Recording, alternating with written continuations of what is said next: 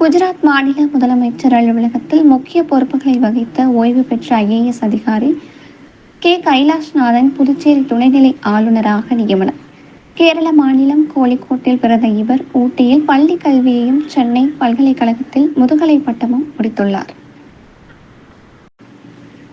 குஜராத் மாநில முதலமைச்சர் அலுவலகத்தில் முக்கிய பொறுப்புகளை வகித்த ஓய்வு பெற்ற ஐஏஎஸ் அதிகாரி கே கைலாஷ்நாதன் புதுச்சேரி துணைநிலை ஆளுநராக நியமனம்.